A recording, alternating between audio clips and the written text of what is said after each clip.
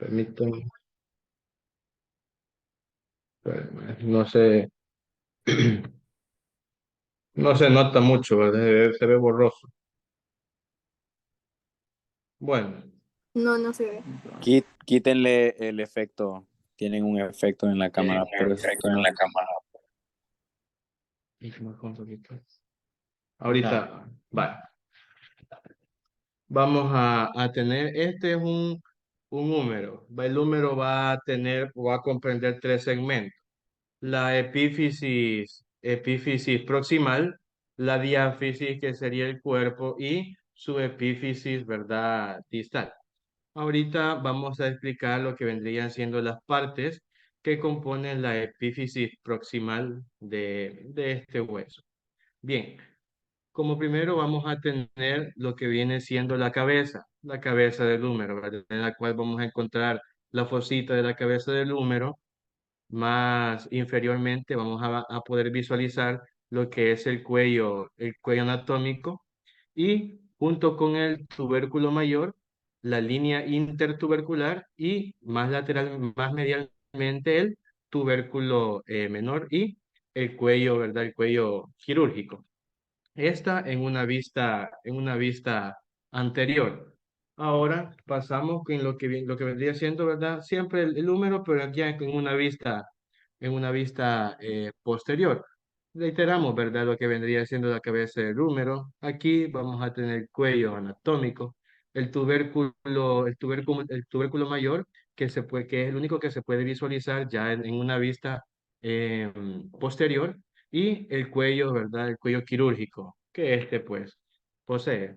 A continuación va a seguir mi compañero explicando las demás partes que de este hueso. Buenas noches, dándole continuidad con lo que es la identificación de los diversos puntos de reparo del húmero. Seguiremos con lo que es la diáfisis que éste posee, en la cual podemos encontrar el canal de torsión, que como sabemos es un punto muy importante, ya que es donde el nervio radial eh, cruza para llegar hasta la zona posterior del brazo para seguir su recorrido hasta la región del antebrazo. Luego tenemos la tuberosidad deltoidea para en su epífisis distal encontramos las crestas supracondilias, tanto medial como distal. Luego, en disposición lateral, encontramos lo que es el epicóndilo lateral, en su disposición medial, el epicóndilo medial. Luego, inferior a estos, encontramos esta fosa, la fosa olecraniana, la cual juega un papel importante en lo que es la fijación del brazo y el antebrazo, ya que como sabemos, en la función de este espacio es alojar al olecrano, lo cual forma parte de lo que es la ulna. Luego por aquí podemos observar lo que es una visión posterior de la tróclea, y esta hendidura que ustedes, no sé si ustedes pueden observar por acá, es es el surco del nervio cubital. Este es un espacio por donde el nervio cubital transcurre en su viaje al antebrazo. Luego, en una vista anterior, tenemos la tuberosidad deltoidea, las crestas supracondilias, los epicóndilos, y aquí podemos ver esta estructura que desde una vista posterior no se observa, lo cual es el capítulo.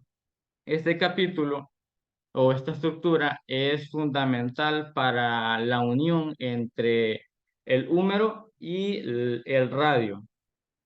Luego, de aquí podemos ver de una mejor forma lo que es la tróclea, que este es un punto de unión entre el húmero y el cúbito.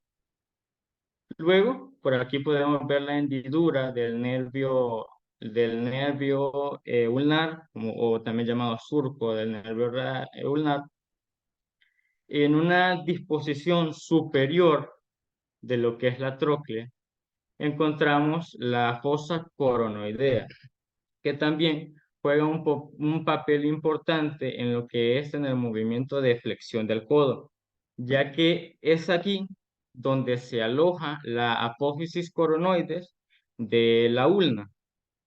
Luego, en una posición coronal del capítulo, tenemos la fosa del nervio radial, que es por aquí donde transcurre el nervio radial en su viaje hacia el antebrazo.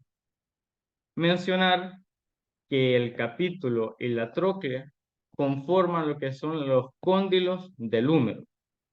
Y es así como finaliza este espacio en el cual identificamos los diferentes puntos de reparo y le damos continuidad a nuestras compañeras para que sigan con el desarrollo. Bien, buenas noches. Para continuar, seguiremos hablando de lo que son los músculos y la aponeurosis bicipital. Los músculos del brazo están compuestos por 4 músculos principales que se divide en 2 compartimientos, que es el compartimiento anterior. En este encontramos 3 músculos, que sería el músculo bíceps braquial, el músculo coracobraquial y el músculo braquial.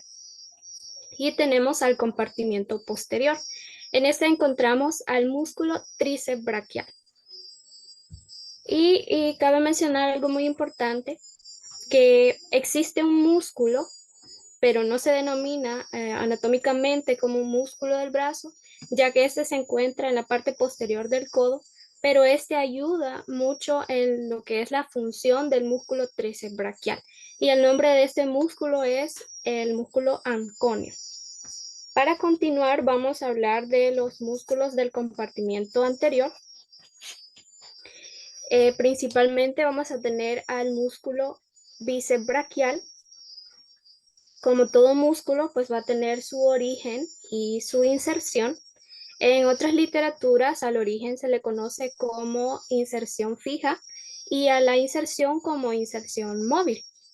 Ya sabiendo eso, pues tenemos una idea de cuál es la función del origen y de la inserción. El origen va a ayudar al músculo a fijarlo o agarrarse de una estructura. Este no va a ser móvil, sino que ni se va a poder contraer, o se puede contraer, pero muy poco. A diferencia de la inserción, que esta sí se va a poder contraer. Y su función va a ser que el músculo va a poder mover a la estructura en la cual está insertada. En el bíceps braquial, pues su nombre da sus características, puesto que bíceps es 2 cabezas y braquial, pues que se encuentra en el brazo. Tiene 2 cabezas, una denominada cabeza corta y una denominada cabeza larga, o también a la cabeza corta se le denomina como cabeza medial, y esta tiene un origen diferente a la de la cabeza larga. Esta se origina en lo que es la apófisis coracoides de la escápula, mientras que la cabeza larga o cabeza lateral se origina en lo que es el tubérculo supraglenoideo de la escápula. Estas 2 cabezas se van a unir y van a formar un tendón, y este tendón se va a unir en lo que es la tuberosidad radial. La función principal de este músculo va a ser la flexión y la supinación del antebrazo. Cabe mencionar que todos los músculos del compartimiento anterior son flexores. Y también este músculo ayuda ligeramente a la flexión del brazo, a nivel del hombro. Y también ayuda a lo que es la estabilización de la articulación del hombro. Al hacer un corte de ese músculo, más profundamente podemos observar los otros músculos del compartimiento anterior, que van a ser los músculos coracobraquial y el músculo braquial.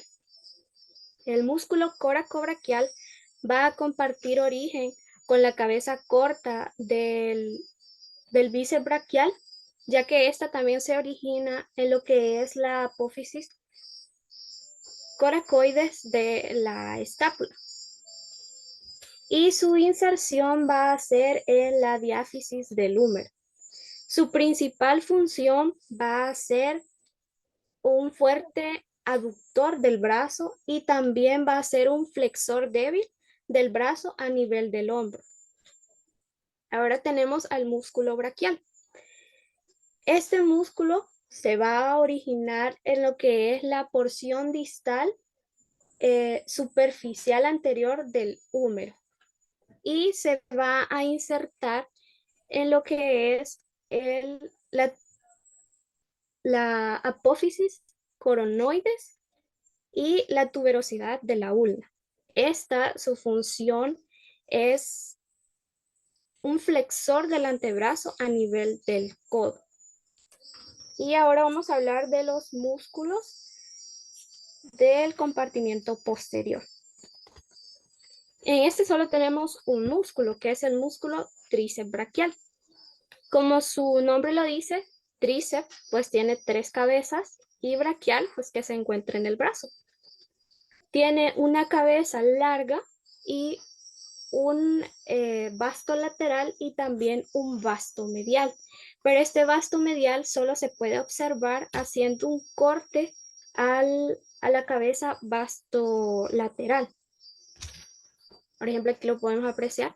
Se ve lo que es la cabeza larga y aquí pues poco se puede ver lo que es el corte del vasto lateral.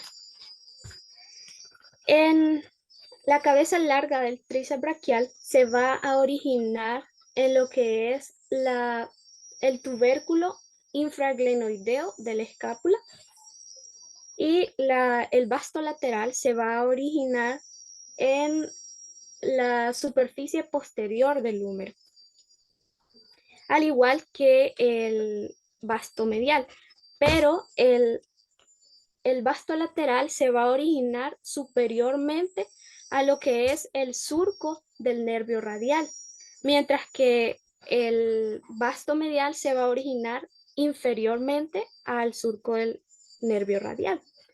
Y esas 3 cabezas se van a unir y a formar un tendón que se le llama tendón triccipital. Y este se va a insertar en el olecranon de la ulna. Para que entendamos mejor el origen, está esa otra estructura que es una vista posterior de lo que es la escápula y el húmero para conocer los puntos de origen e inserción del músculo tríceps braquial. No sé si se logra ver, esto sería el tubérculo infraglenoideo de la escápula. Ahí se inserta lo que es la cabeza larga del tríceps braquial. Y esta otra parte sería una superficie posterior del húmero. Y aquí pasaría lo que vendría siendo el surco del nervio radial. Entonces, superiormente se va a originar lo que es el vasto lateral e inferiormente en esta sección se va a originar el vasto medial. Y aquí podemos apreciar también el punto de inserción de este músculo que es el olecranon de la ulna. Pasamos a hablar sobre la aponeurosis bicipital. Esta, pues también se le conoce como lacertus fibrosus y es una amplia aponeurosis del músculo bíceps braquial que se va a encontrar en la fosa cubital del codo. Eso más adelante lo va a explicar una compañera. Y su origen va a ser en la inserción distal del brazo bíceps braquial y se inserta en la fascia profunda del antebrazo. Aquí no se logra apreciar bien. Y también se va a insertar en lo que es la tuberosidad radial. Algo muy interesante es que la principal función de la aponeurosis bicipital es proteger lo que es la arteria braquial y el nervio medial, el nervio mediano. Entonces, estas dos estructuras van a pasar por debajo de lo que es la aponeurosis bicipital. Pero en un 3% de la población tiene una arteria cubital que pasa por encima de esta aponeurosis bicipital. Entonces, estos pacientes tienen mayor riesgo al momento de realizarle una venopunción, es decir, una extracción de sangre. Y eso sería todo por el tema de músculos.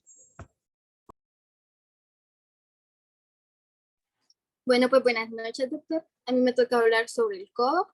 Vaya, para empezar, el codo se representa por la parte, por el extremo inferior del húmero y por el extremo superior del radio del cúbito, formando así una estructura ganglioidea que tiene relativamente un soporte estable óseo.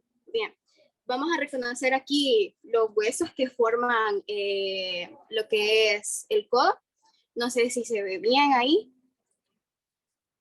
Vaya, tenemos aquí en una vista anterior, por acá tenemos la cabeza del radio, acá está el cóndilo, aquí tenemos la tróclea, aquí está la fosa coronoidea, aquí está la epitróclea, el epicóndilo, y en una vista posterior tenemos el cúbito, el radio, el olecranon y el húmero. Bien. El codo está formado por 3 articulaciones. La primera articulación es la húmero-cubital, que esta está formada por la tróclea y la incisura de la tróclea en la parte posterior de la ulna, que es esta que podemos observar acá. Y la segunda es la radiocubital, que tal como lo dice su nombre, es la unión del radio y el cúbito, que es esta segunda que está acá. Y la tercera es la húmero radial. La húmero radial es la unión superficial articular inferior del húmero y la parte superior del radio, que sería esta de acá. Esta articulación es la más importante porque esta es la que le da todo el movimiento al codo y también se lo da al antebrazo. Bien, lo que cubre a estas 3 articulaciones es la cápsula, es la cápsula articular. La cápsula articular tiene una capa fibrosa y una capa sinovial. Y esta lo que hace es cubrir a estas 3 articulaciones.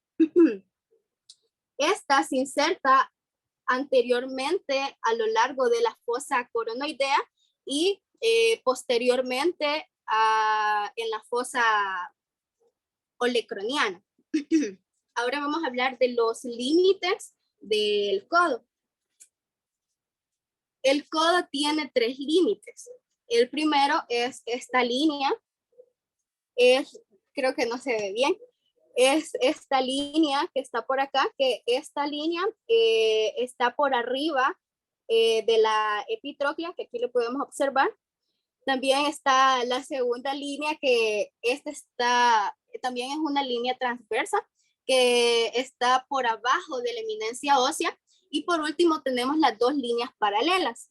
Estas 2 líneas paralelas está cada una a la par del epicóndilo y la otra a la par de la epitróclea. Bueno, los ligamentos. Los ligamentos de la articulación del hombro del codo, tienen una función y es mantener las superficies articulares juntas, conectadas. Y esto,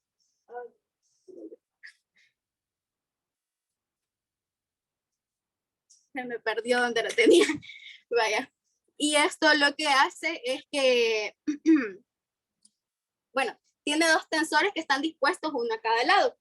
El primero es que es el ligamento colateral cubital, que es esta parte que podemos observar acá. Pasa por el hombro y conecta el brazo con el antebrazo. Y un estiramiento de este o una torcedura puede dañar el ligamento. Como el segundo tenemos el ligamento colateral radial.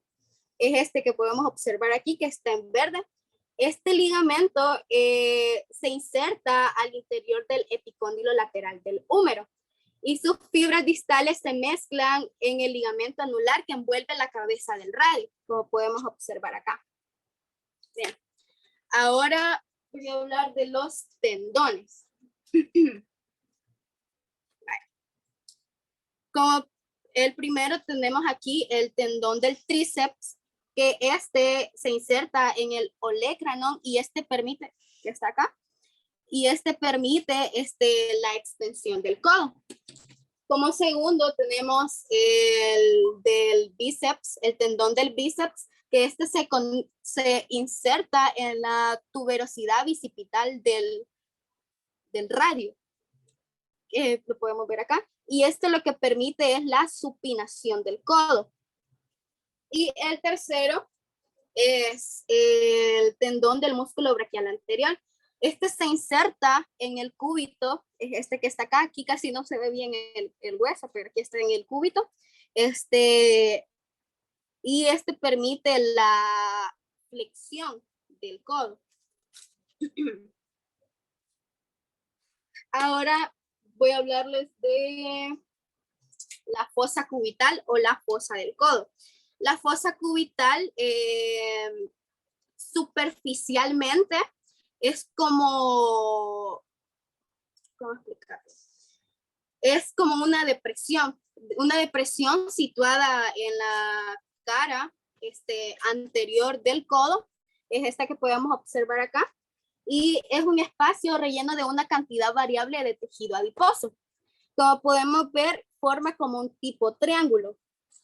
Y este triángulo lo forman dos músculos, que el primero es el músculo brachiorradial, que es este que podemos observar acá, y el otro es el pronador redondo, que es este que está por acá. Entonces, estos dos músculos son los que forman el triángulo de la fosa cubital. Bien, esta fosa tiene límites, al igual que el codo. Y los límites que tiene esta fosa, como podemos observar acá, el primer límite que podemos ver que está en blanco es una línea imaginaria que une al epicóndilo medial con el epicóndilo lateral, como podemos observar acá. Y luego tenemos esta otra línea, que esta línea se le va a llamar límite medial, que este límite medial es gracias al borde lateral del músculo pronador redondo. Y que podemos observar acá, este límite sería el límite lateral. Va a ser gracias a la porción medial del músculo brachiorradial. Vaya, ya vimos los límites y ahora vamos a tener lo que tiene esta fosa por dentro. Bien. El primero que podemos observar acá, que es esta línea blanca, perdón, esta línea roja representa al tendón del bíceps. Luego sigue esta, que es una línea naranja, que esta línea naranja representa la bifurcación de la arteria radial. Y la otra es la amarilla, que esta amarilla representa el nervio mediano. Cabe recalcar que el nervio mediano abandona la fosa pasando entre la cabeza ulnar del húmero. Bien, ahora ya vimos qué es lo que trae adentro. El techo de la fosa cubital, que podemos observar acá. El techo de esta fosa es gracias al tendón del bíceps. Y cuando el tendón del bíceps cubre toda esta fosa, se divide en dos, que sería el pliegue bicipital medial, que el pliegue bicipital medial va a alojar la arteria braquial y el nervio mediano, y el otro pliegue, que es el bicipital lateral, va a alojar a la arteria recurrente radial. La función que estos tienen, bueno, la función que tiene la fosa cubital es que por ahí se puede hacer la venopunción, que es la extracción de sangre. Y también puede tomarse la presión arterial. Se pone el diafragma del estetoscopio en la arteria braquial y por ahí se puede tomar la presión. Bueno, ya vimos lo del codo en la parte anterior. Ahora vamos a ver en la parte posterior. En la parte posterior encontramos una bolsa, que es esta. Podemos encontrar una bolsa que esta se le conoce como la bolsa del codo o la bolsa olecraniana subcutánea, que es esta que podemos observar acá. Y esta lo que tiene es líquido sinovial por dentro y esto permite la fricción dentro de las estructuras blandas y también sirve como un amortiguador. Bien, pero así como nos puede servir, también tiene una patología y la patología que esta tiene es el codo de estudiante o la bursitis olecraniana. Y lo que provoca esta es una inflamación en toda la bolsa del codo y retiene líquidos y también retiene líquidos y debido a la inflamación se produce poco movimiento. Aquí podemos observar en una imagen real de cómo se vería el codo ya inflamado.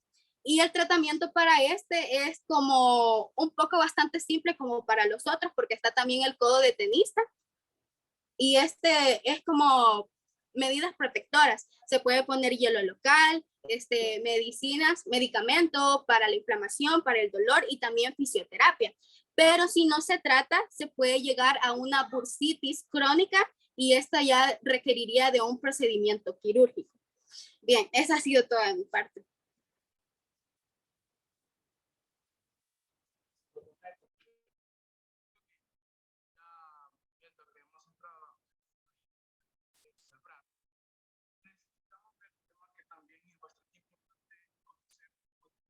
Tipo de conocimiento, quizá poco, pero sí tenerlo, que es lo que sería la irrigación y el drenaje.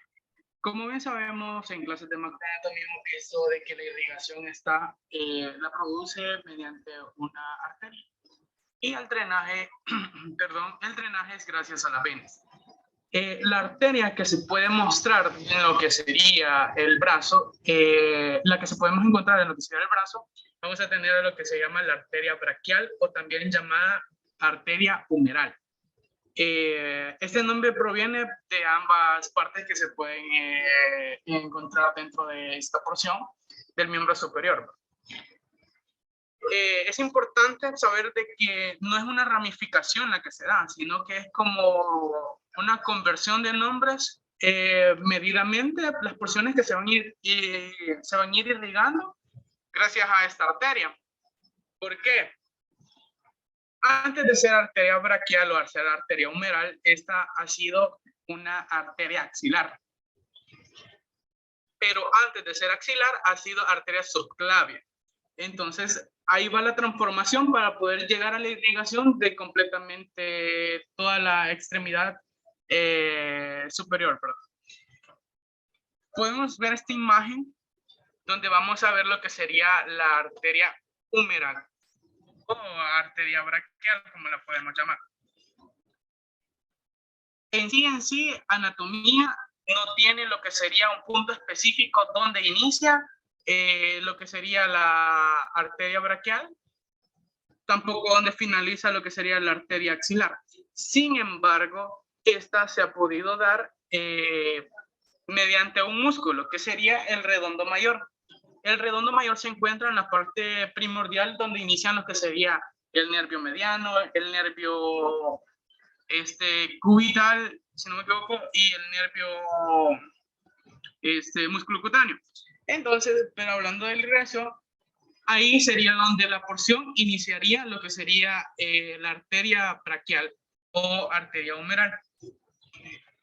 Ahí es donde inicia, a donde se puede finalizar.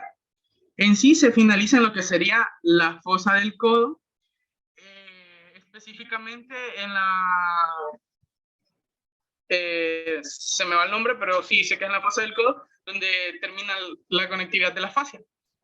Ahí es donde lo que sería arteria braquial se viene a dividir en otras dos, en las últimas dos ramificaciones, que ahí sí serían unas ramificaciones porque se dividen en dos, pero eso lo comentarán otros compañeros.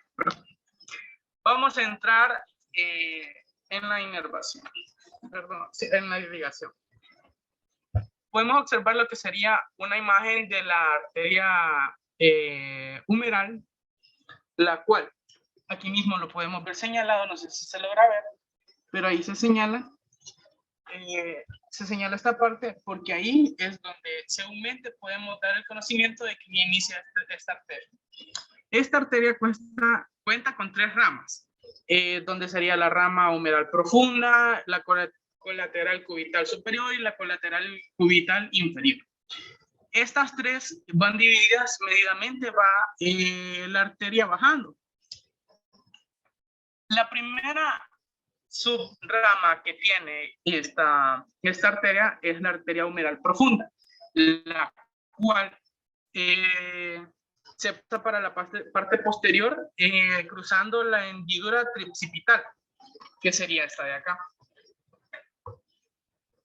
En esta parte de aquí, que es una parte que se considera también de la axila, pero de ahí es por donde esta tiene que cruzar para poderse hacer de la parte posterior de lo que sería el brazo. Ok. Seguimos con esta imagen. En la parte posterior, la ramificación que esta hace sería de su primer subrama, que sería la deltoidea. La deltoidea, no sé si se puede observar, que es la que hace su curso por esta parte de acá y hace una anastomosis con lo que sería una de las ramificaciones de la arteria axilar. Esta sigue su travesía y empieza a dividirse en dos, en lo que sería la arteria colateral radial, que pasa por la parte lateral, y la arteria colateral medial, que pasa por el medio de lo que sería el hueso humeral. Más abajo se van a conectar y lo voy a explicar cuando llegue un poquito a la parte del codo. Sin embargo, la segunda ramificación que esta posee, ya antes mencionada, es la colateral cubital superior, que es la única arteria que no tiene una ramificación más prolongada o mayormente. Luego de esta colateral radial, sería colateral cubital superior, sigue la colateral cubital inferior, que esta sí tiene una ramificación, tiene una superior y una inferior, que la que va hacia el conducto de abajo pasa por lo que sería el epicóndilo, el epitrócleo, creo que se llama, por la epitróclea, y la otra hace un arco anastomósico, no me acuerdo muy bien el término, perdón. Este se va a conectar a lo que sería la subrama de la arteria humeral profunda, la que sería la rama colateral medial. Estas son las que se encargan de lo que sería la irrigación del brazo. Sin embargo, podemos decir que son pocas las arterias que se encargan, pero también hay unas arterias que se llaman de nutrición, son las que nutren el hueso. Otras que son demasiadas arterias, según la literatura se les ha denominado, valga la redundancia, sería innominadas, porque según unos videos que pude apreciar y una literatura que pude marcar, dice de que la cantidad de esas arterias podrían ser tanto estudiadas con una dificultad mayor o variables dependiendo de la circunstancia de los músculos o del trayecto de esta arteria. Entonces, las tres principales, la principal en sí es la arteria humeral. De la arteria humeral dependen o emergen tres tres ramas, la que sería la rama humeral profunda, la colateral cubital superior, colateral cubital inferior. Y de la arteria humeral profunda deriva lo que sería la deltoidea, la colateral radial y la colateral mediana o media. Y de lo que sería la cubital inferior, surge lo que sería el arco que les estaba explicando. Sin embargo, para explicar un poquito más lo que sería la parte posterior del brazo, estamos viendo de que sale de lo antes mencionado, que sería la hendidura tricipital, lo que sería nuestra arteria humeral profunda. Esta va acompañada del nervio musculocutáneo. Pero ahí es donde empieza a hacer la ramificación. En este punto podemos observar cómo la deltoidea va a hacer una anastomosis con otra ramificación. Y aquí es donde empezamos a hacer la división de lo que sería esta arteria. Entonces, ya mencionando estas arterias, ya viendo su posición, podemos decir, el brazo está irrigado por la arteria humeral o arteria braquial, que también se le conoce ese nombre. Esta posee tres ramificaciones, que serían arteria humeral profunda, arteria colateral cubital superior, arteria colateral cubital inferior. Pero de estas tres, la más conocida que tiene subrama sería la arteria humeral profunda, que tendría la rama deltoidea, la arteria colateral radial y la arteria colateral media o mediana.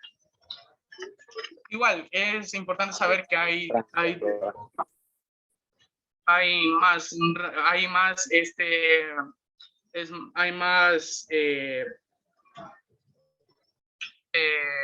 más irrigación. Sin embargo, como les digo, según la literatura se marca que son innumeradas porque es una cantidad que pueden ser pequeñas, pero igual se encuentran dentro de la parte del brazo.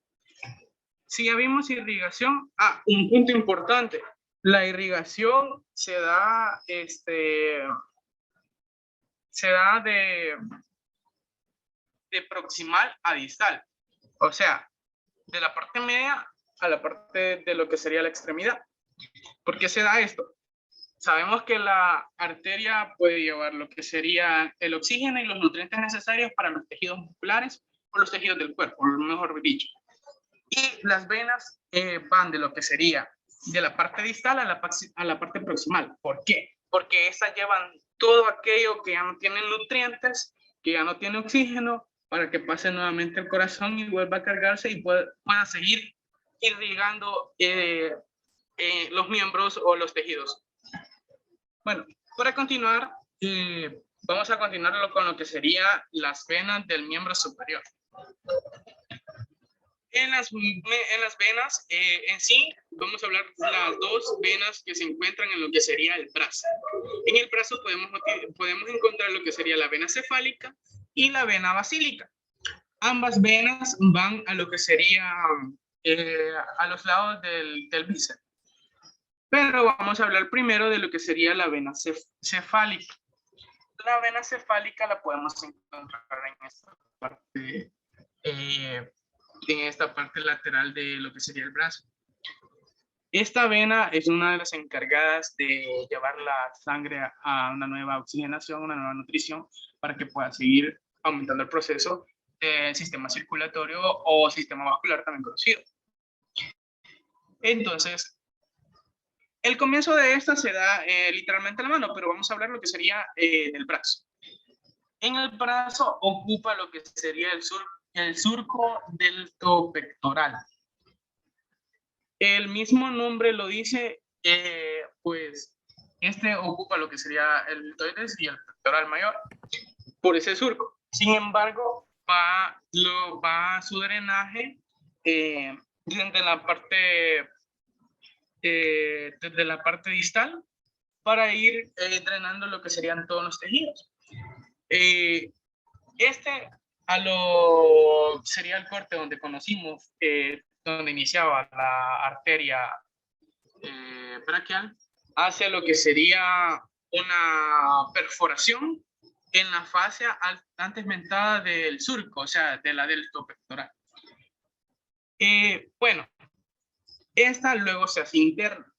lastimosamente la fotografía no la pude imprimir, pero sin embargo lo quiero explicar.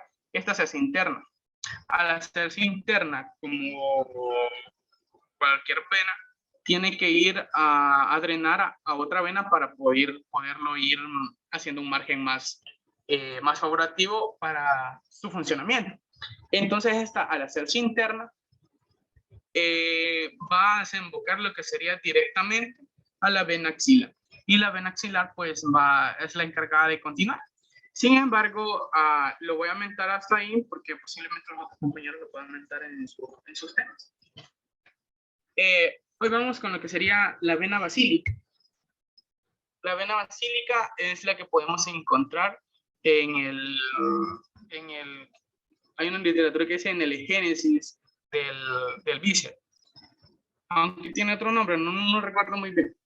Es la que podemos encontrar desde la parte del brazo desde el antebrazo al pasar al brazo. Y esta en la tercera porción del brazo comienza a perforar la fascia del bíceps. Perforando la fascia del bíceps, fascia braquial le llaman también. Esta se hace interna. Al hacerse interna la podemos encontrar en este punto, en la tercera porción de lo que sería el brazo. Al hacerse interna, esta se une a lo que sería la vena o a las venas humerales. Y es un punto importante porque después de ser la vena basílica, al unirse a las venas humerales, esta dan la formación de lo que sería la vena axilar, donde se drenaría toda la sangre que esta ha podido almacenar o ha podido llevar desde la parte distal a la parte proximal.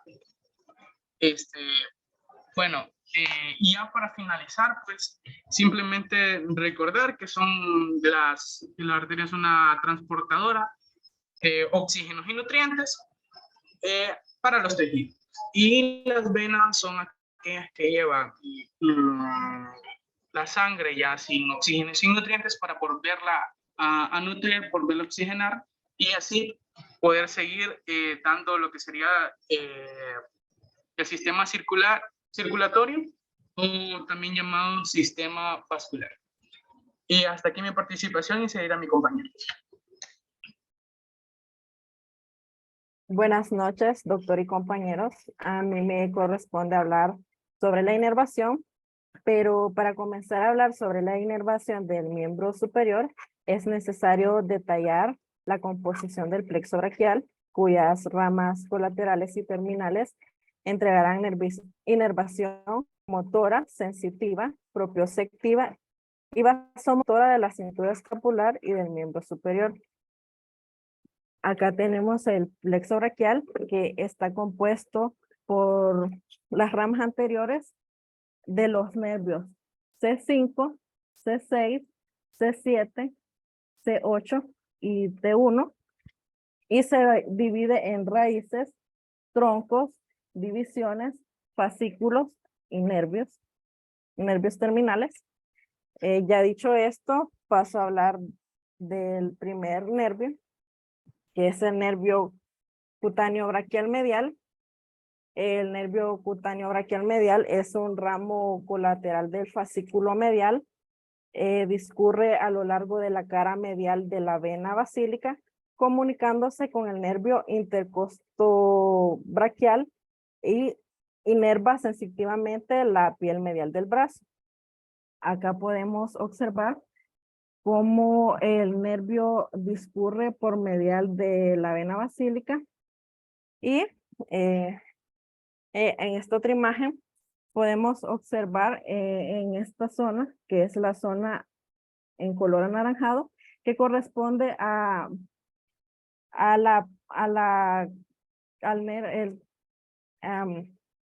que corresponde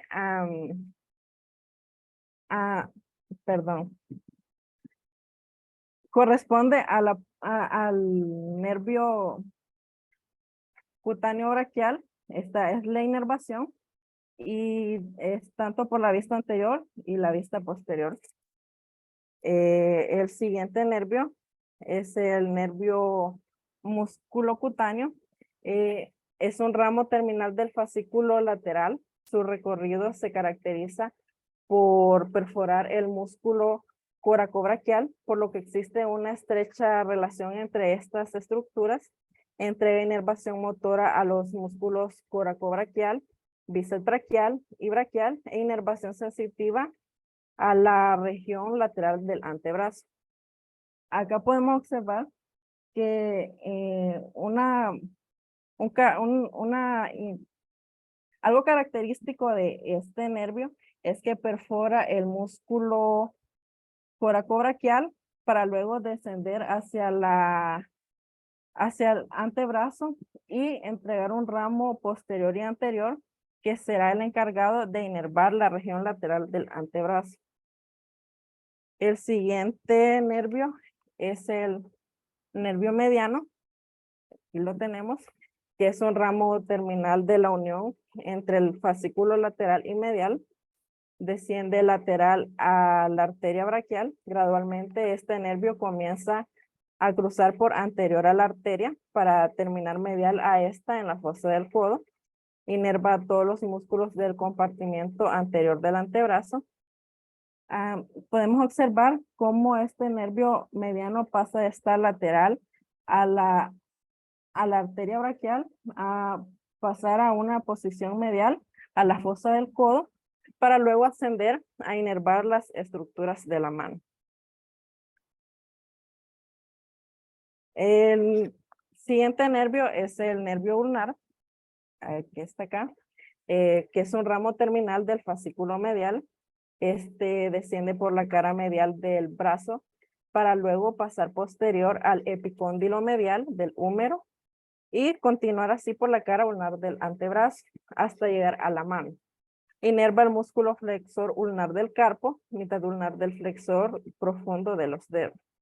En esta imagen podemos observar cómo el nervio ulnar pasa posterior al epicóndilo medial para luego descender hacia las regiones de la estructura del brazo, del antebrazo y mano. El siguiente nervio es el nervio radial, que es este, que es un ramo terminal del fascículo posterior.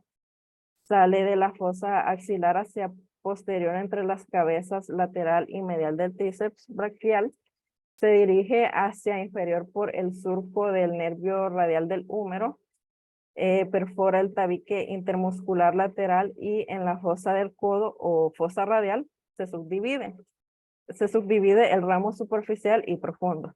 Inerva todos los músculos del compartimiento posterior del brazo y antebrazo, la piel de la cara posterior e inferior del lateral del brazo. Aquí podemos observar cómo el nervio radial pasa entre medio de las cabezas de los tríceps, desciende y perfora el tabique intermuscular lateral para llegar después a la fosa del codo y dividirse en ramos profundos y superficiales. Acá podemos observar también la inervación sensitiva que tiene este nervio, que es esta que está en color rojo, que corresponde a la cara posterior infralateral del brazo. Y por último, tengo el nervio axilar que es este, que es un ramo terminal del fascículo posterior que sale hacia posterior de la fosa axilar a través del espacio cuadrangular junto con la arteria circunfleja humeral posterior y da origen al nervio cutáneo lateral superior y finaliza en la profundidad deltoides, inerva el músculo redondo menor y deltoides y la piel de la cara superlateral del brazo. Y podemos ver cómo el nervio axilar sale hacia posterior junto con la arteria circunfleja humeral, entrega una una rama cutáneo braquial lateral superior y penetra el músculo deltoides para inervar. También entrega una rama para inervar el redondo menor. Y acá tenemos la inervación de la piel que realiza el nervio axilar, que está acá como en color gris, que corresponde a la piel superolateral del brazo, tanto en la vista anterior como en la vista posterior. Y eso sería todo de mi parte.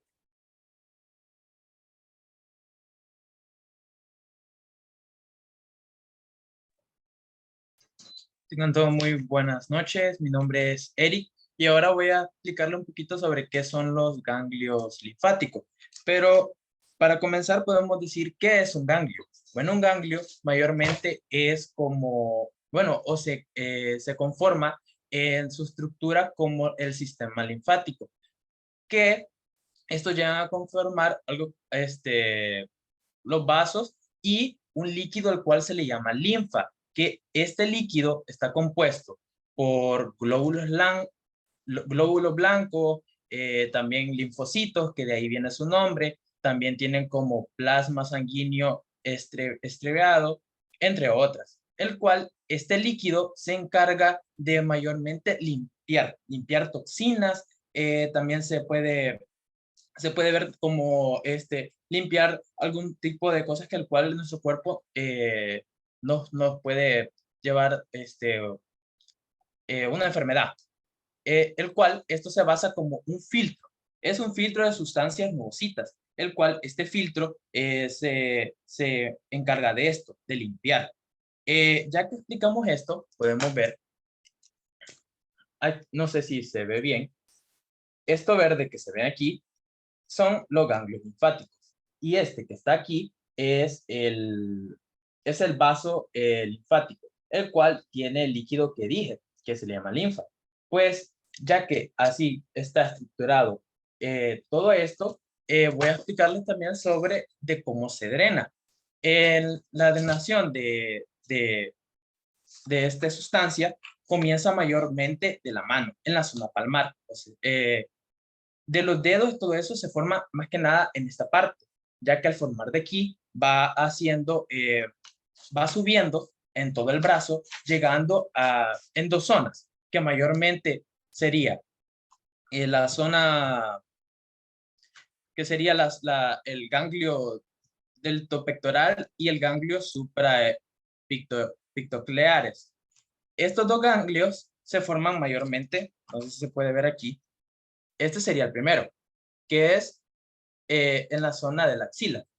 Estos ganglios también ayudan al drenaje de la mama, en el caso de la mujer. Bueno, el primero sería este, que es, como había dicho, el ganglio suprapictocleares. Y el segundo es el deltopectorales, que el cual está formado debajo de la clavícula, que el cual ahí está formado. También en la zona axilar hay 5 ganglios, el Ahora cual ya sé por qué. están formados así. El primero es este de acá, que se le llama ganglio externo. Es el primer ganglio que se va formando. Después de este ganglio se forma el segundo, que es este de acá. Este de aquí, este se le llama ganglio pectoral e interpectoral, porque son dos. El primero es este de acá y el segundo es este de acá. No sé si se puede ver bien, pero este de aquí. Son dos ganglios que están formados en la zona de la axila, ya que se dividen en dos, el miembro superior y la axila. El tercer ganglio se le llama ganglio subescapular, que es este de acá. Este que pueden ver acá. Ese llega a conformarse como el tercer ganglio. Ya el último, que se le llama ganglio central, que es esta parte de aquí, que el cual se ve también que está formado por la clavícula. Estos ganglios, como había dicho, se encargan mayormente de limpiar, el cual el miembro superior y la axila se ve facilitado por los movimientos del cuerpo, como movimientos musculares, contracciones, por estos vasos linfáticos. Y las acciones que comprensión y relajación de todos los tejidos circundantes durante la actividad física, además una técnica de masaje, el cual da este drenaje linfático. También puede ser manual y ayuda mayormente a estimular el flujo linfático, como puede ser el drenaje de estas áreas. En resumen, estos ganglios, por así decirlo, nos ayudan a poder limpiar todo eso, todas esas toxinas, todo eso, gracias a su líquido que se le llama linfa. Esto sería todo de mi explicación. A continuación pasará a mi compañero. Bueno, dándole continuidad a la ponencia, les hablaremos acerca de diversas patologías que se pueden presentar en esta región, iniciando con lo que es la fractura supracondilia del húmero, la cual, si se observa, por aquí están la ulna y el radio, por acá el húmero, y vemos una fractura transversal entre las crestas supracondilias localizadas en la epífisis distal del húmero. Además de claramente tener una fractura importante en el húmero, esta puede llegar a dañar o a influir en el recorrido de la arteria braquial, lo que produciría que el flujo sanguíneo no continuara de manera adecuada, lo cual vendría, sus daños vendrían a repercutir en la zona de los músculos anteriores del antebrazo, los cuales no tendrían la irrigación necesaria con la cual poder realizar sus diferentes actividades. Mencionarles que esta patología se suele dar más que todo en niños, ya que, como sabemos, sus huesos aún están, por decirlo de una manera, frágiles. Luego tenemos la lesión del nervio radial. La lesión del nervio radial está ligado a también una fractura en la diáfisis del húmero. Al tener esta rotura, se puede comprimir lo que es el nervio radial y también este se puede segmentar. Y al suceder esto, el miembro del antebrazo, tendría daños irreparables, o sea, muy graves, ya que ya su función no la podrían realizar debido a su falta de inervación. Luego tendríamos la lesión del nervio mediano, la cual lamentablemente no la pudimos imprimir, pero se las explicaré. La lesión del nervio mediano normalmente se da a nivel de la muñeca, debido a que en el antebrazo y en el brazo se encuentra en una disposición profunda, pero en pocos casos aparece una banda fibrosa, la cual es un resto embriológico del músculo coracobraquial, el cual se calcifica. Esto produciendo una compresión en el nervio mediano, lo que vendría a provocar un daño en la inervación de los músculos de la región del antebrazo. Luego tenemos lo que es la rotura del tendón del bíceps. Es poco probable o poco común que un músculo o un tendón pueda sufrir una rotura, pero el más común es el tendón de la cabeza larga del bíceps braquial. Lo que se produce es, al no tener la fijación, las fibras musculares del vientre del bíceps se contraen, produciendo una deformidad notoria, a lo cual se le denomina el síndrome o de Popeye, debido a las características notorias de, no sé si han visto el personaje Popeye, que cuando ingería sus espinacas, pues automáticamente su bíceps aumentaba de tamaño. Entonces, eso o el nombre de esta patología hace referencia a este personaje. A pesar de la evidente deformidad, esto no afecta en lo que es la acción del brazo.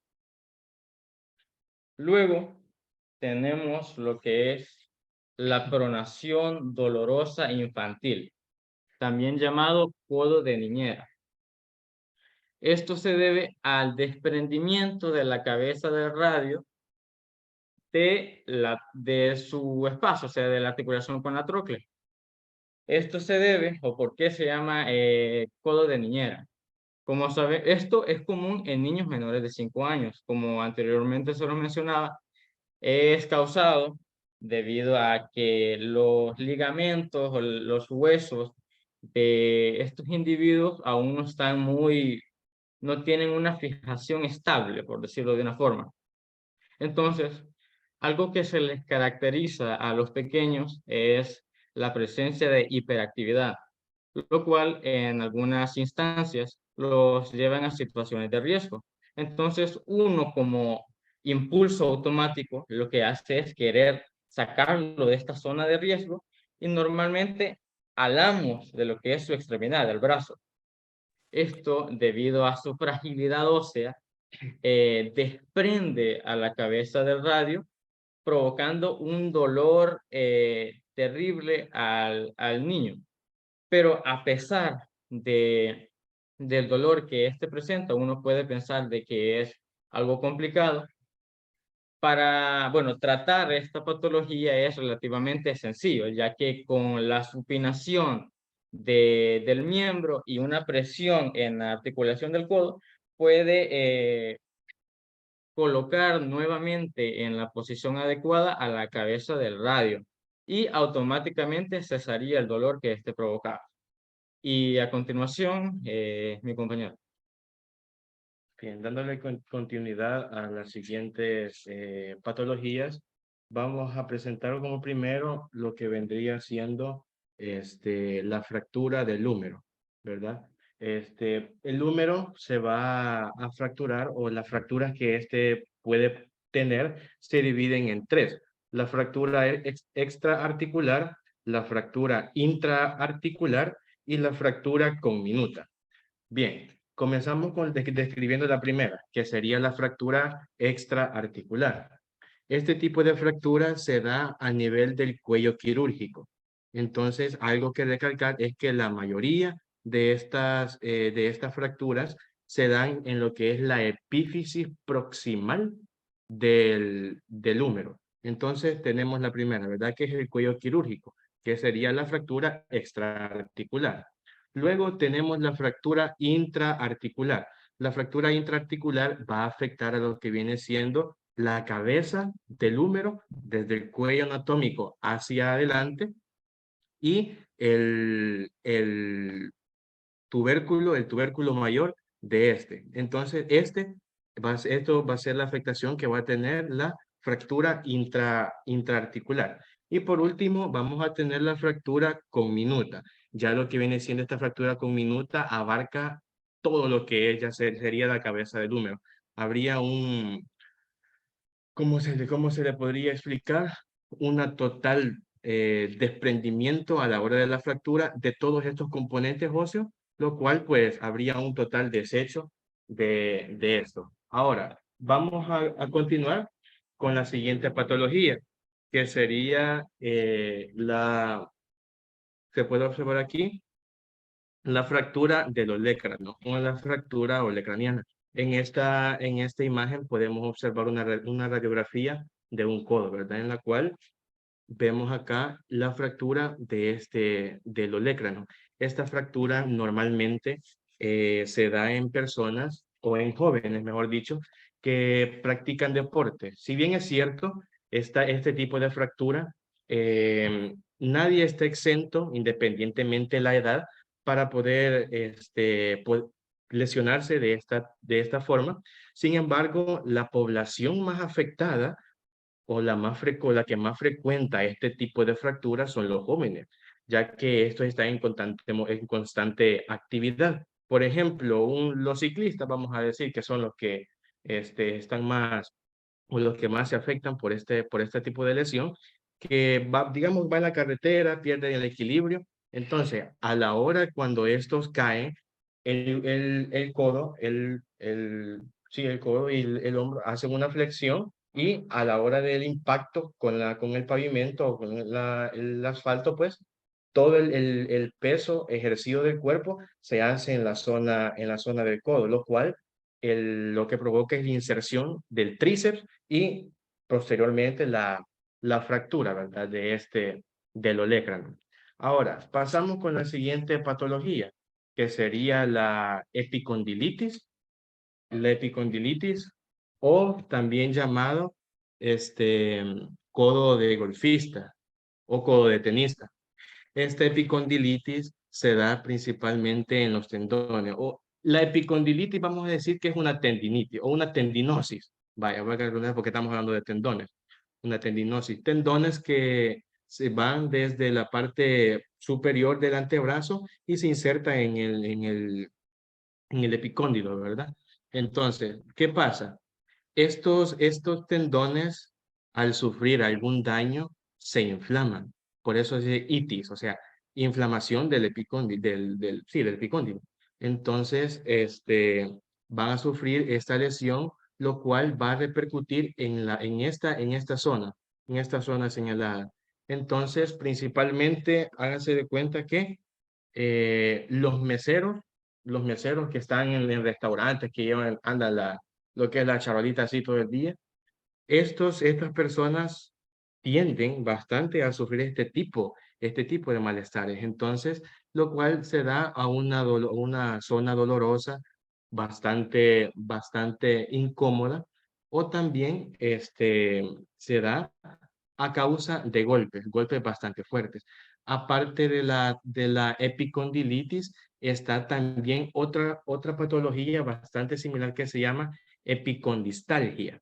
Entonces, esta epicondistalgia, a comparación con la epicondilitis, la característica principal que diferencia a una con la otra es el dolor, ya que la epicondilitis va a doler cuando la persona mueva su brazo, mientras que la epicondistalgia va a ser un dolor permanente, o sea, un dolor siempre continuo. Luego, pasamos con esta patología, que sería ya la artrosis.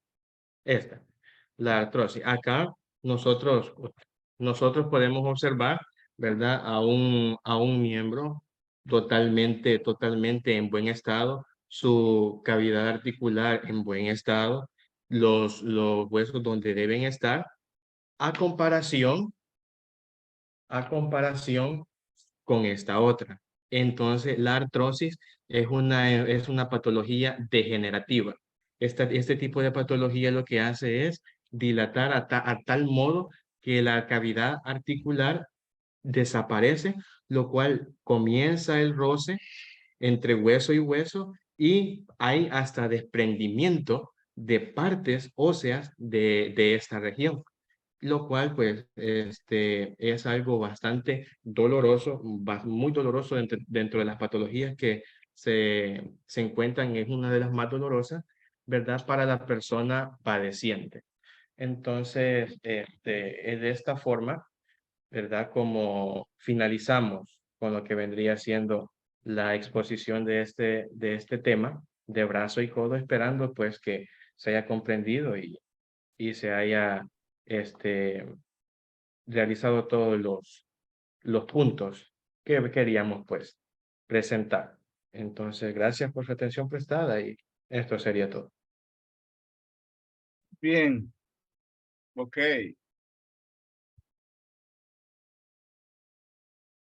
Bueno, empecemos por el final. ¿Cuáles son los tipos de articulación o cuáles son las fracturas más frecuentes del húmero? No los tipos. ¿Cuáles son las fracturas más frecuentes ¿O cuáles son los sitios más frecuentes de las fracturas del húmero? La epífisis proximal de en esta zona. Epífisis proximal. Decime un punto específico. El cuello quirúrgico, Muy que bien. es ¿cómo se llama? La fractura extraarticular. Extraarticular, muy bien. ¿Y la segunda, viejo?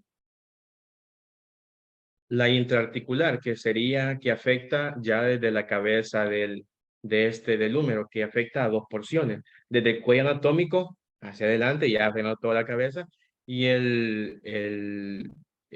¿cómo se llama? No, el epicóndilo. El tubérculo mayor. Vaya, espérame. Ese es otro tipo de fractura, pero no es frecuente. Las frecuentes son las extraarticulares. Ya dijiste una, que es la del cuello quirúrgico. Muy bien. ¿Cuál es la segunda? Siempre las Siempre. extraarticulares. Ajá. O sea, establezcamos algo. Fracturas en el húmero puede haber a cualquier nivel. En la diáfisis, Sí. en la epífisis, dentro de la articulación, afuera de la articulación, según como lo queramos plantear. Pero las más frecuentes son extraarticulares. Entonces son dos. Ujú. Ya dijiste una, cuello quirúrgico, excelente. Esa es la principal, es la más frecuente. ¿La segunda cuál es? En Extraarticular. las crestas supracondilias, No. En el canal de torsión. No, En no, el no. canal de torsión. Sí. No, no, no. Quitarle crestas. Solo decir supracondilia. bueno, Esas son las supracondilias. Arriba de los cóndilos. Esas son las más frecuentes. ¿Ok? Muy bien. Muy bien. Quiero ver. Es Jason. Ah, no, no, no, no, no. Es José Manuel, ¿verdad? Sí. ¿Sí? Sí. Ok. Veamos otra. ¿Qué se ubica en el canal de torsión? el nervio radial. Nervio radial. Muy bien, Jason. Muy bien. En la corredera bicipital o intertubercular, ¿qué estructura específicamente encontramos? ¿Alguien más del grupo?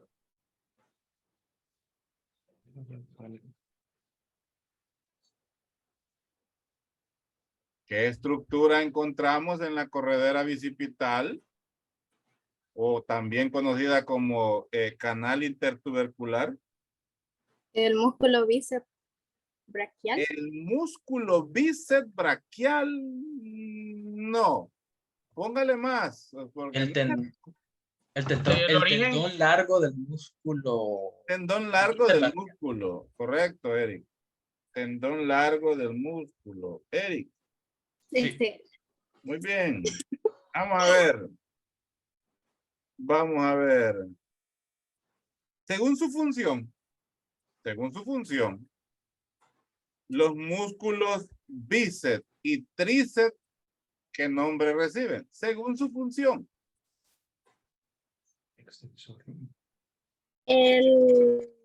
Los músculos, el bíceps es un Ajá. flexor. Perdón, Y el tríceps perdón. El bíceps, ¿qué el me- bíceps Ajá. es flexor. Es Y el tríceps flexor. extensor.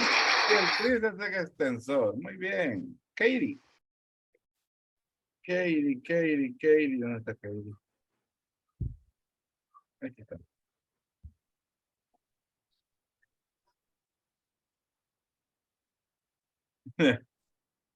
Regalo. ¿Dónde se inserta el músculo deltoides? En el húmero.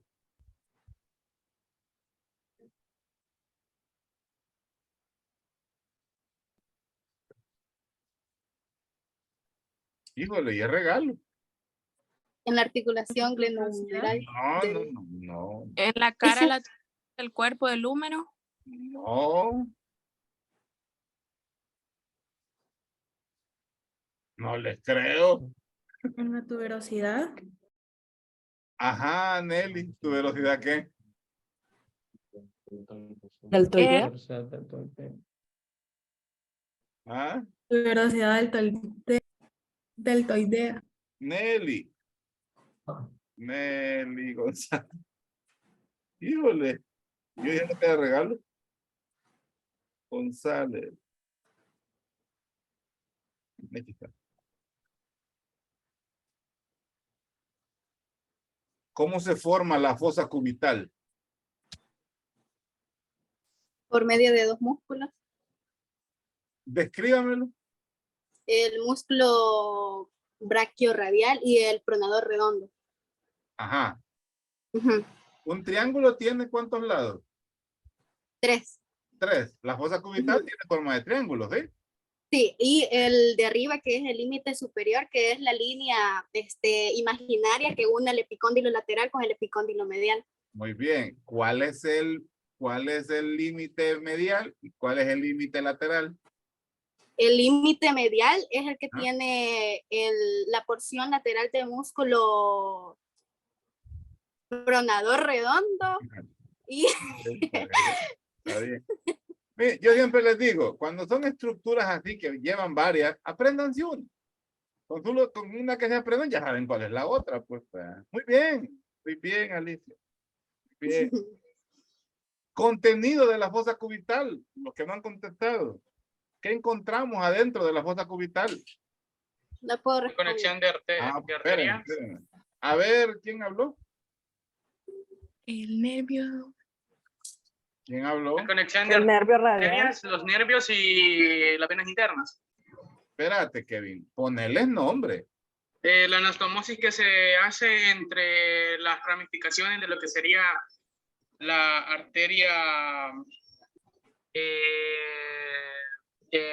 radial con lo que sería más adelante el fragmento de la radial en sí, la propia, porque vienen a conectarse y la medial se viene a conectar directamente con... Espere que no me recuerdo muy bien. Espérame, Kevin. Espera, Kevin. Escúchame. ¿Qué me estás describiendo? ¿Arterias o venas? Arteria. Ah, ya, dale.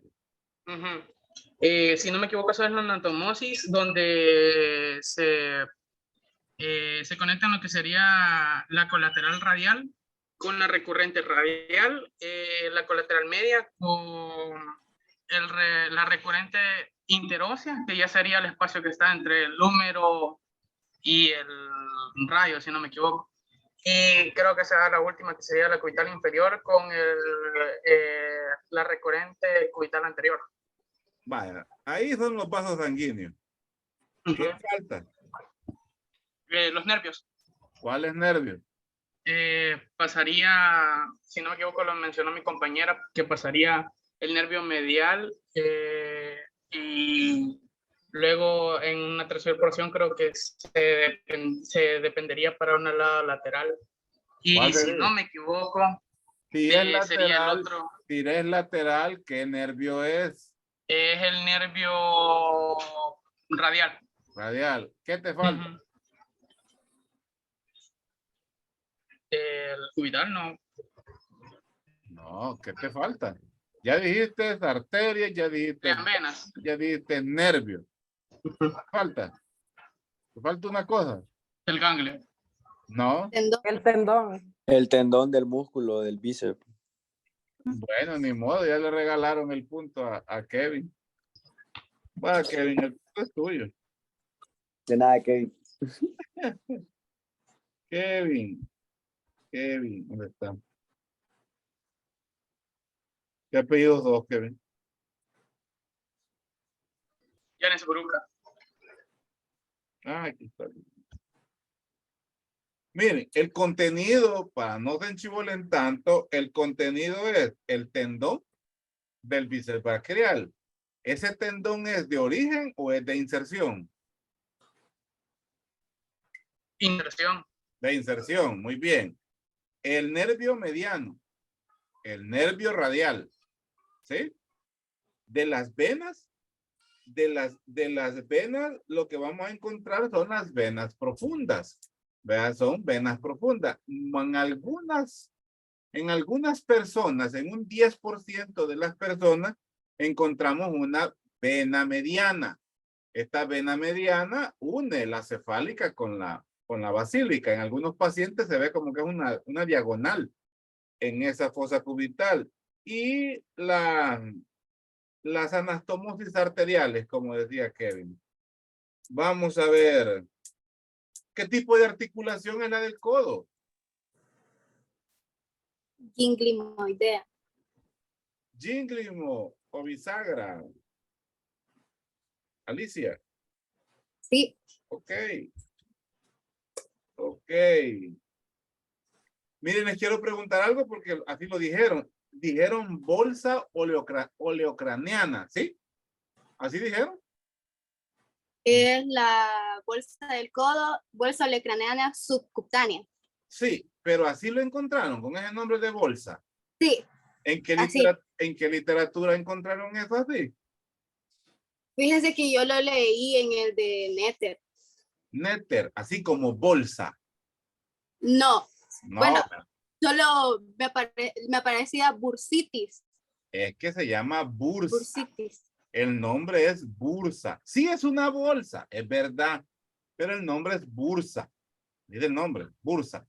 Bursa oleocraniana. ¿Y qué es la bursa oleocraniana? A ver. Lo puedo decir y puedo regalar el punto.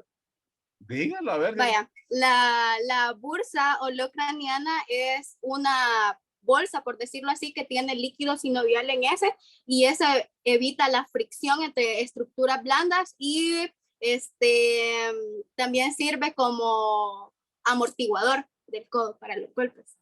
Ajá, y entonces la bursa en las articulaciones sinoviales, ¿qué viene a ser? Como amortiguador, ¿sí? No. Vaya. ¿Por movimiento? No, una articulación sinovial, ¿cuáles eran las características de una articulación sinovial? Nos vamos que tiene mucho movimiento. No. Estructuralmente, no funcional. Regresemos a la clase de articulaciones. A ver. La cavidad sinovial. Una cavidad sinovial. ¿Qué más? Su membrana sinovial, su líquido Una membrana sinovial, cartílago. ¿Qué más? Cartílago articular. ¿Qué más?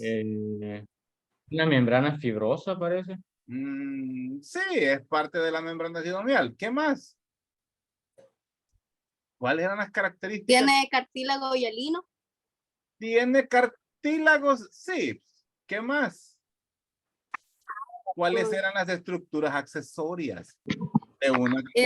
Las crestas. No.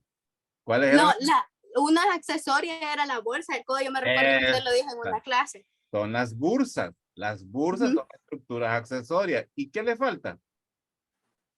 ¿Cuál es la otra estructura accesoria que tiene? El labrum. No. Yo no sé. Tal vez están adivinando cuál es la otra. ¿Cómo se llaman las estructuras que la fijan y que la protegen lateralmente a las estructuras sinoviales? Los ligamentos. Los ligamentos colaterales mediales, colaterales laterales. Y las bursas. ¿A quiénes quieren regalar puntos? Porque entre todos lo hicieron. A Jacqueline Lidet. Le falta a Jacqueline Lidet. Vamos a ver, ¿a qué nivel se origina la arteria nutricia del húmero? Proximal, distal, medial. En la medial. Medial. Medial, muy bien, Kevin. Medial. ¿Cuál es la diferencia entre tendinitis, tendinosis y tenalgia? La tendinitis implica inflamación. Implica inflamación, ajá. ¿Y la tendinitis es aguda o crónica? Aguda. Aguda. Ajá. Digamos, tendinitis Inflamación aguda. Ajá, ¿y la hora? Tendinosis. Es el dolor, un dolor, algo así creo que dije. Es ¿La tendinitis da dolor? sí, en los Sí. tendones Entonces no es un factor de diferencia, digamos. Tendinosis. la, ten- la tendinosis era inflamación de los tendones se Eso, insertan que se vienen de los. ¿Hola? no, tendinosis Era no es inflamación de- inflamación, esa es tendinitis. ¿Cuál es la diferencia? Tendinosis. Que esta es La crónica y tendinosis altera acumula las las lesiones en los estructuras tendones. del tejido tendinoso. Altera la estructura, o sea que hay deformidad. Lesiones. Hay deformidad. Ajá, ¿y qué más tiene y la tendinosis? Es Y la tendinosis Crónica. es crónica. crónica. ¿Qué significa crónico y qué significa agudo? Para ver si es verdad que saben eso. Agudo. Crónico es permanente y agudo es Ajá. dolor fuerte. Y en tiempo, no, dolor fuerte no tiene nada que ver con dolor. El término agudo y crónico no tiene nada que ver con dolor. Es de tiempo, es un factor de tiempo. El crónico es el que no se va a Entonces, tratar muy rápido y el agudo pues es que se puede tratar más. Miren, Es temporalmente. Ajá, para que ya lo guarden en su mente, porque agudo y crónico a cada rato lo vemos. Infección de vías urinarias aguda, infección de vías urinarias crónica, gastroenteritis aguda, gastroenteritis crónica. Todo lo que es mayor de 15 días es crónico. Todo lo que es menor de 15 días es agudo, para que ya les quede en la mente eso. Entonces, una tendinosis es deformidad de la articulación y es crónico. Tendinosis. Ujú. Y tendinalgia o tenalgia.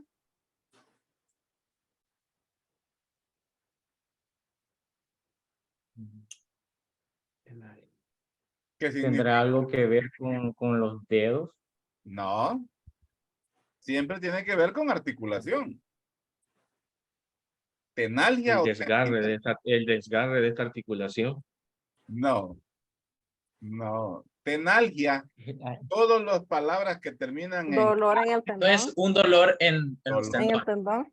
Es Dolor en el dolor. tendón. Es dolor en el tendón. Ale Hernández. ¿Dónde está Alejandro Hernández? Rocío Alejandra. Rocío Alejandra. Va. Muy bien, lo tenía a punto.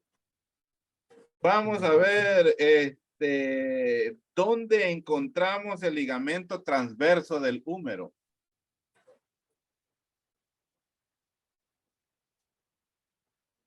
Sin estarlo buscando en Wikipedia la carrera. Sería en el surco. Ajá, Kevin, explícame eso. Ya me apantallaste. Ajá. Se encuentran los tubérculos del húmero. No, espérenme, déjenme a Kevin. Ajá, Kevin. Se me ocurrió, ¿verdad? ¿Cuál surco? ¿O fue Chiripón? Y es que según había visto unas imágenes, eran entre unos surcos que se encuentran en la base, algo así.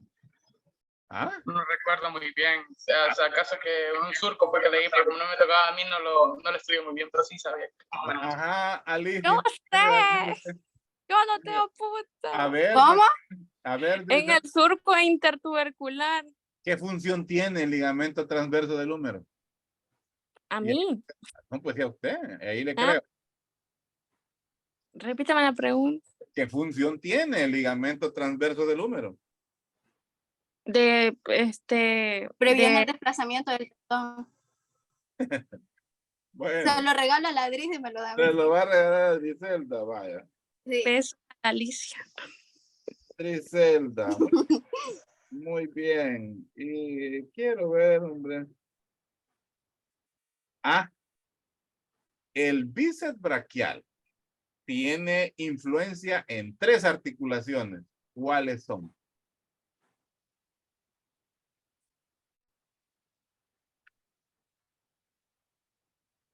En la glenohumeral. Glenohumeral o del hombro. Ajá. Sí. ¿Cuál otra? Húmero radial y húmero cubital. No. Húmero radial, no. Radial. Húmero radial, no. No. No. ¿Será en la radio cubital? Radio cubital o radio ulnar, muy bien. ¿Y cuál es la otra? La húmero radial. Otra vez la húmero radial. Húmero cubital. Glenohumeral. Glenohumeral, ya la dijeron. Es la Glenohumeral, anfitrión. la radio cubital. Radio cubital o radio ulnar. Y la última. Húmero ulnar. Pero Húmero cubital. cubital. Húmero Húmero cubital. En la articulación del codo. Sí, más fácil, cabal, articulación del codo. ¿Verdad? Entonces, articulación del hombro, articulación del codo y articulación radiocubital. Ahí tiene influencia el músculo bíceps braquial. Bueno, como la contestaron entre varios, solo le falta punto a Yamilet. ¿Se lo van a dar? Sí. Sí. Chivísimo. Quedan con doble punto Kevin y Alicia. Y le falta a Ricardo. Nadie le ha dado a Ricardo. Más preguntas, más No me- preguntas. Haga una no me pregunta. quiero respondemos. Más preguntas, más de preguntas. nada. Vaya, ¿cuáles son las venas superficiales? La La basílica y la cefálica cefálica. y la Y la basílica. basílica. Muy bien. Para Ricardo. Sí. Sí. Bye. ¿Cómo amo mi grupo yo? Ya. Muy bien. Quedamos aquí. Vamos con Glenda. Yasmín Blanco, ¿sí? Sí, presente. Ok, Glenda. Entonces, en 10, 15 minutos, ¿seguimos? ¿Está bien? Ok. Ok. Muy bien, grupo. Muy bien. Pusieron muy bien. Van bien evaluados. Gracias, doctor. Bueno, Gracias, Doc. bueno. Esperamos pasar la materia. Eso ya no lo sé yo. De ustedes.